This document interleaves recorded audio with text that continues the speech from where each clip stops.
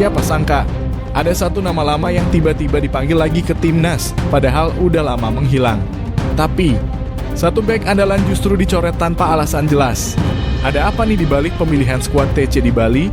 Simak beritanya. Loh, gak bahaya ta? Yang satu comeback mengejutkan, yang satu lagi hilang dari daftar.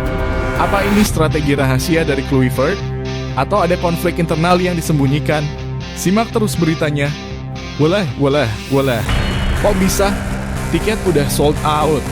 Tapi tiba-tiba PSSI ngumumin penjualan ulang. Dari mana datangnya 14.000 tiket tambahan ini? Ada yang janggal nih. Jangan ada skenario tersembunyi di balik laga panas lawan Cina. Waduh, ngeri nih. Gak ada yang nyangka si kembar berbahaya bakal balik ke timnas. Apakah ini sinyal bahaya buat pemain lain? Atau justru senjata rahasia Kluivert untuk kalahkan Cina dan Jepang?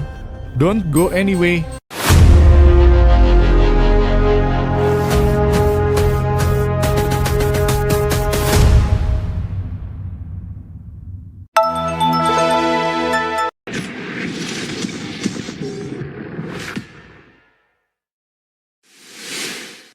Sebelumnya mohon dukungannya, bantu pencet tombol like, subscribe, dan notifikasi agar tidak ketinggalan berita terbaru timnas.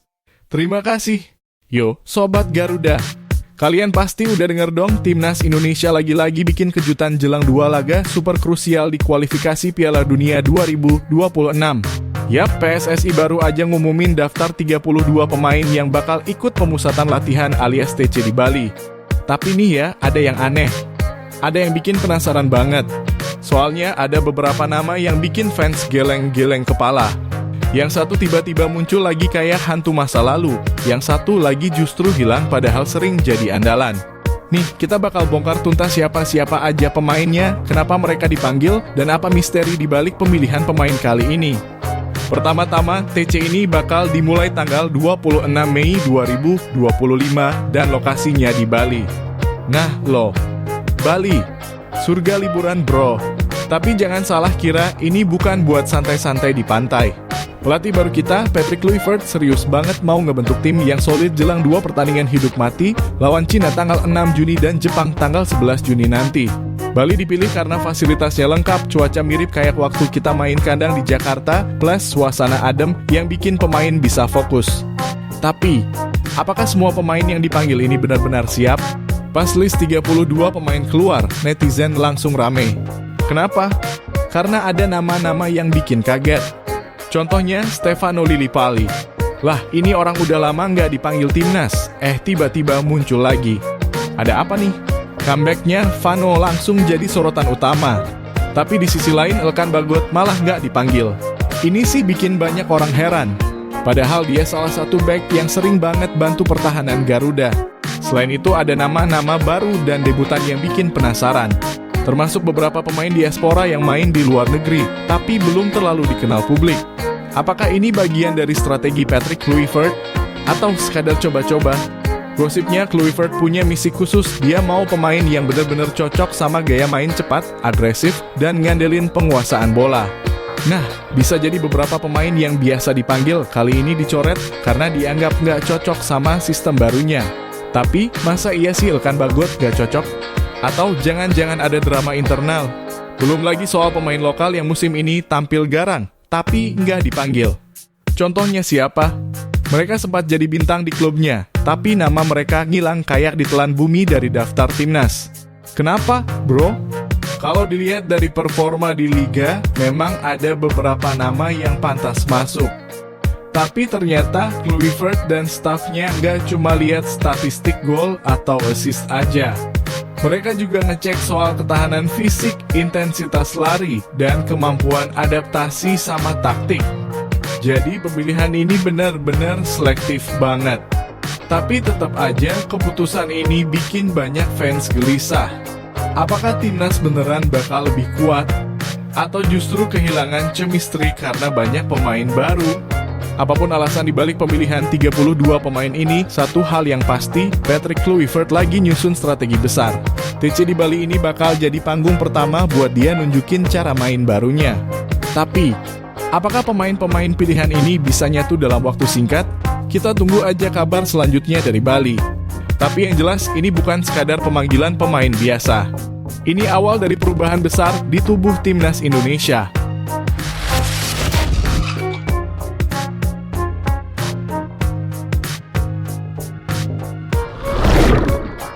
Woi, para penggemar Timnas Garuda. Kalian pasti udah baca daftar 32 pemain yang dipanggil ke TC Bali, kan? Tapi nih ya, dari sekian banyak nama ada 2 yang paling mencolok, satu kembali dari pengasingan, satu lagi tiba-tiba hilang tanpa kabar. Yoi, kita ngomongin tentang Stefano Lillipali yang comeback dan Elkan Bagot yang lenyap entah kemana. Kok bisa? Apa alasan dibalik keputusan ini? Strategi? Cedera? Atau ada cerita di balik layar? Yuk kita kupas abis-abisan. Pertama, kita ngomongin Vano dulu. Pemain kelahiran Belanda ini dulu sempat jadi andalan Timnas, terutama di era Luis Milla dan Sintayong. Tapi sejak 2023, namanya makin jarang terdengar. Banyak yang bilang performanya menurun atau nggak cocok sama gaya main pelatih. Tiba-tiba sekarang dia dipanggil lagi. Netizen langsung rame, wah, Vano comeback. Apa Kluivert ngefans sama gaya mainnya? Atau Vano punya misi khusus? Kluivert memang punya gaya main menyerang dan ball possession, dan kalau ngomongin playmaker, Vano emang jagonya. Di Borneo FC, dia udah kayak jantung permainan. Passingnya akurat, visi bermainnya oke, dan pengalaman internasionalnya nggak main-main. Tapi pertanyaannya, kenapa baru sekarang? Apa dia udah diminta siap jauh-jauh hari? Atau ada faktor lain yang ngebuat dia akhirnya balik lagi? Nah, sekarang giliran Elkan. Pemain jangkung yang sering jadi tembok kokoh di lini belakang Garuda. Tapi, kali ini dia nggak masuk daftar. Banyak yang bilang ini keputusan aneh, apalagi lawan kita nanti adalah Cina dan Jepang, 2 tim yang punya serangan udara dan fisik kuat.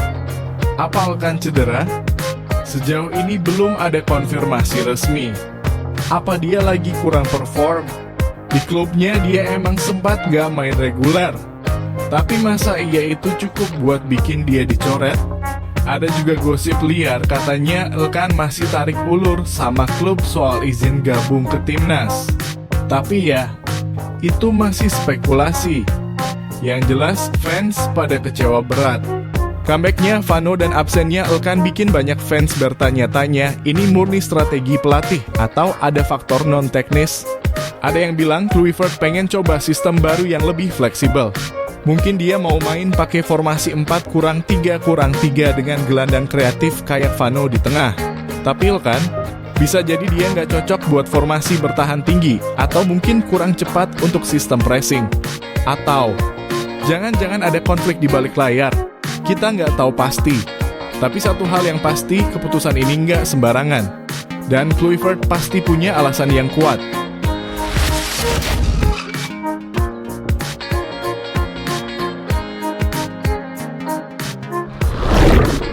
Bro, sis, sobat Garuda semua.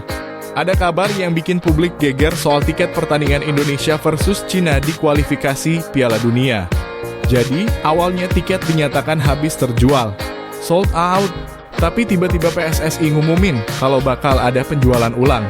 Lah, tiket tambahan 14.000 biji dari mana tuh asalnya? Ini bukan cuma soal tiket doang, bro.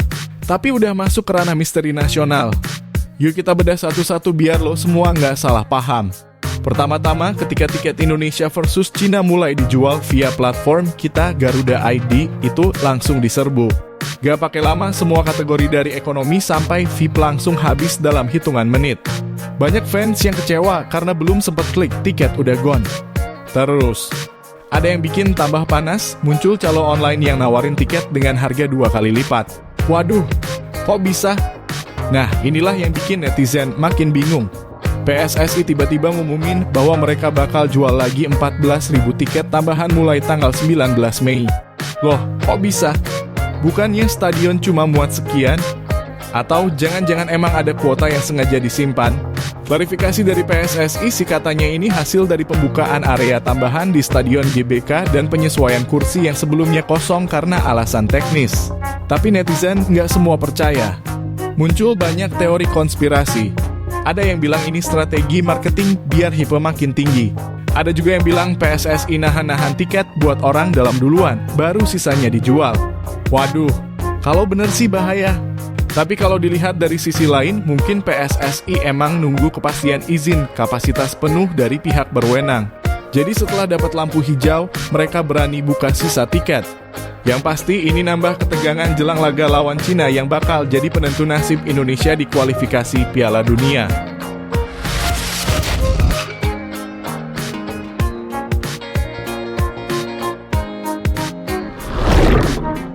Duo kembar ajaib dari timur kembali bersatu demi merah putih.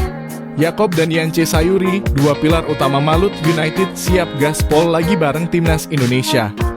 Gimana ceritanya dua bersaudara ini bisa dapat panggilan spesial lagi dari Coach Patrick Kluivert? Yuk kita kulik bareng kisah inspiratif dan perjuangan mereka di konten kali ini. Siapa nih yang kangen sama duet Maut Sayuri bersaudara di timnas? Nah, berita gembira datang dari pemusatan latihan timnas Indonesia jelang putaran ketiga kualifikasi Piala Dunia 2026 zona Asia. Yup, Yakob dan Yance Sayuri resmi dipanggil kembali. Bukan kaleng-kaleng sob. Pemanggilan ini bukan cuma soal hoki, tapi hasil dari kerja keras yang mereka tunjukkan selama bela Malut United di Liga 1. Yakob yang berposisi sebagai winger lincah dan Yance yang fleksibel banget bisa main di beberapa posisi, emang jadi andalan pelatih di klub. Bro, sis, coba deh kalian tulis di kolom komentar, posisi favorit Yakob Sayuri itu menurut kalian apa sih? Sayap kiri, kanan, atau bahkan bisa jadi striker pelapis? Kita bahas bareng ya. Yakob Sayuri terakhir kali memperkuat timnas pas lawan Jepang dan Arab Saudi di bulan November 2024. Hasilnya waktu itu emang nggak sesuai harapan, kalah 0 hingga 4 dari Jepang, tapi berhasil menang 2 hingga 0 lawan Arab Saudi. Dalam wawancaranya, Yakob ngomong penuh syukur. Dia bilang, saya mengucap syukur kepada Tuhan Yesus atas berkat pemeliharaannya saya dijauhkan dari bahaya dan cedera. Saya juga berterima kasih kepada seluruh anggota tim Malut United.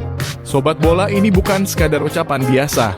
Yakob ini punya mentalitas keren. Gak nyalahin siapapun, malah ngehargain kerja tim. Dia sadar bahwa untuk bisa kembali ke timnas, bukan kerjaan satu orang doang, tapi hasil kerja keras seluruh tim. Yakob juga sempat minta dukungan dan doa dari keluarga besar Malut United. Buat dia dukungan fans tuh penting banget, apalagi di momen besar kayak kualifikasi Piala Dunia. Coba deh bayangin, lo lagi di lapangan bawa bendera merah putih di dada, terus denger ribuan supporter nyanyi nama lo. Wah, merinding gak tuh? Yakob juga optimis bahwa dirinya dan Yance bisa kasih hasil terbaik buat Indonesia. Gak neko-neko, simple tapi dalam maknanya. Kita geser dikit ke si adik nih, Yance Sayuri. Kalau Yakob sempat main di laga-laga penting sebelumnya, Yance sempat kena sial karena cedera. Terakhir dia dipanggil ke timnas juga November 2024, tapi harus pulang lebih cepat gara-gara cedera. Tapi sekarang, BOOM, comeback yang dinanti akhirnya datang juga. Dia bilang, saya berterima kasih kepada Tuhan Yesus karena masih diberi kesempatan kembali ke timnas. Sobat bola, ini contoh nyata gimana seorang pemain gak menyerah. Dikasih ujian, bangkit, dan kembali lebih kuat. Respect abis buat Yance. Nah, sekarang kita bahas soal pemusatan latihan. Berdasarkan surat resmi dari PSSI, pemusatan latihan timnas bakal digelar di Bali dari 26 Mei sampai 1 Juni 2025. Latihan ini jadi ajang buat Patrick Kluivert dan tim pelatih nyusun taktik dan strategi menghadapi dua lawan berat Indonesia versus Cina 5 Juni 2025 di Stadion GBK Indonesia versus Jepang 10 Juni 2025 di Suita City Stadium. Osaka, dua laga ini bakal jadi penentu banget buat peluang Indonesia lolos ke babak selanjutnya. Lawan kita gak main-main, apalagi Jepang. Tapi dengan tambahan amunisi Yakob dan Yance, semoga bisa kasih warna baru buat permainan timnas. Buat yang belum tahu, Yakob dan Yance bukan cuma saudara kandung. Mereka tuh punya chemistry di lapangan yang sulit ditiru. Main bareng dari kecil sampai sekarang satu klub dan satu timnas. Chemistry-nya udah level pakai mata aja ngerti. Keunggulan mereka tuh bukan cuma skill individu, tapi cara mereka support satu sama lain di lapangan. Satu maju, satu backup. Satu crossing, satu udah siap di kotak penalti. Menurut kalian siapa duet saudara terbaik sepanjang sejarah sepak bola Indonesia? Kalau di anime Jepang punya Tachibana bersaudara, Sayuri bersaudara bisa saingi Kurniawan dan Kurnia Sandiaga. Hehe, komen ya. Di konten ini kita bukan cuma bahas soal pemanggilan, tapi lebih dari itu kita bareng-bareng punya harapan besar buat Yakob dan Yance. Semoga mereka bisa tampil maksimal, bebas cedera, dan bantu Indonesia raih hasil maksimal di kualifikasi ini. Bukan gak mungkin timnas kita bisa melaju lebih jauh, bahkan mimpi tampil di Piala Dunia bisa makin dekat. Kalau kamu percaya Indonesia bisa tembus Piala Dunia 2026, kasih like dan share video ini sekarang juga. Yakob dan Yance Sayuri bukan sekadar pemain bola. Mereka adalah simbol semangat, kerja keras, dan kebanggaan dari timur Indonesia. Dari tanah Papua dan Maluku, mereka bawa energi dan harapan buat seluruh rakyat Indonesia. Jangan lupa like, COMMENT, dan SUBSCRIBE buat dapetin update terbaru seputar Timnas Indonesia dan dunia sepak bola tanah air. Kalian juga bisa aktifin lonceng notifikasi biar gak ketinggalan info penting lainnya. Woi sobat bola! Kali ini kita bakal ngebahas sosok yang makin hari makin bersinar di bawah mistar gawang. Yes, dia adalah Reza Arya Pratama, kiper muda berbakat milik PSM Makassar yang sekarang lagi jadi perbincangan hangat karena dipanggil ke Timnas Indonesia. Gokil gak tuh? Udah siap belum kenalan lebih dalam sama Reza? Kuy, langsung aja kita geber. Pertama-tama, yuk kita bahas dari awal. Buat lo semua yang mungkin belum terlalu kenal, Reza Arya Pratama itu adalah kiper muda yang sekarang membela klub legendaris asal Sulawesi Selatan, siapa lagi kalau bukan PSM Makassar. Nama Reza makin dikenal publik setelah tampil impresif di Liga 1 dan langsung mencuri perhatian pelatih timnas, Coach Patrick. Coba deh yang nonton, tulis di kolom komentar, lo udah ngeh sama Reza ini dari kapan? Apa waktu dia main di Liga 1 atau justru baru tahu setelah namanya masuk daftar timnas? Biar makin akrab, kita kenalan dulu dong sama biodata lengkapnya Reza Arya Pratama. Nih, gue spill satu-satu ya. Nama lengkap Reza Arya Pratama, tempat tanggal lahir Maros, Sulawesi Selatan 19 Mei 2000. Tinggi badan 183 cm. Posisi kiper, klub saat ini PSM Makassar. Nomor punggung 30. Kaki dominan kanan. Gimana? Masih muda banget kan? Baru 24 tahun dan udah masuk radar timnas. Tingginya juga oke buat ukuran kiper 183 cm. Udah cocok banget buat jaga gawang Garuda, bro. Nah, Reza mulai dikenal publik sepak bola tanah air setelah tampil keren di Liga 1 bareng PSM. Tapi sebenarnya karier dia itu udah dimulai jauh sebelum itu, guys. Dia sempat bergabung di tim Akademi PSM dan ngelewatin proses panjang sebelum akhirnya dipercaya jadi kiper utama. Coba bayangin deh gimana rasanya nunggu bertahun-tahun buat dapat kesempatan emas jadi starter.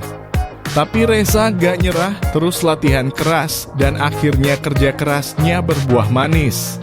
Reza mulai dapat sorotan ketika dia tampil luar biasa bareng PSM Makassar di musim 2022/2023.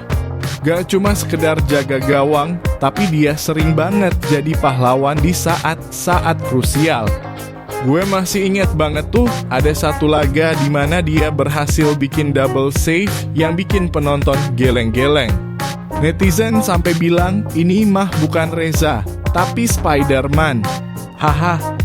Ngomongin statistik, Reza termasuk salah satu kiper paling solid di Liga 1. Nih ya, gue kasih datanya biar lo makin respect. Clean sheet 14 kali dalam kurung musim 2022/2023. Penyelamatan penting 70 plus save. Rata-rata kebobolan per laga di bawah 1 gol. Persentase penyelamatan lebih dari 75%. Statistik ini bikin dia masuk nominasi kiper terbaik Liga 1 loh. Gak heran sih kalau akhir Patrick Kluivert kepincut dan panggil dia buat bela timnas. Kalau lo perhatiin, gaya main Reza itu tenang banget. Dia gak gampang panik meski ditekan lawan. Distribusi bolanya juga udah lumayan rapi, plus refleksnya ngeri-ngeri sedap. Dia juga punya kelebihan lain, yaitu vokal banget di lapangan. Sering ngatur lini belakang, dan kelihatan punya jiwa kepemimpinan. Walau masih muda, dia udah kayak senior yang bisa jaga ritme tim. Kabar yang paling bikin bangga tentu aja waktu Reza Arya dipanggil ke pemusatan latihan timnas Indonesia. Waktu pengumuman 32 nama pemain keluar, Reza termasuk salah satu dari 3 kiper yang dipilih. Gokil! Ini bukan cuma pencapaian pribadi, tapi juga bukti kalau kerja keras pasti ngasih hasil. Dari akademi naik ke tim utama, tampil cemerlang di Liga 1, dan sekarang panggilan ke timnas Garuda.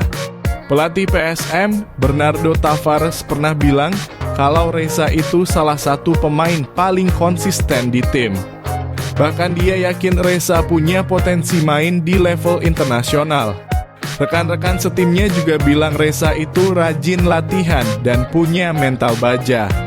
Gak gampang drop meski sempat kena kritik. Itu yang bikin dia makin dihormati di ruang ganti.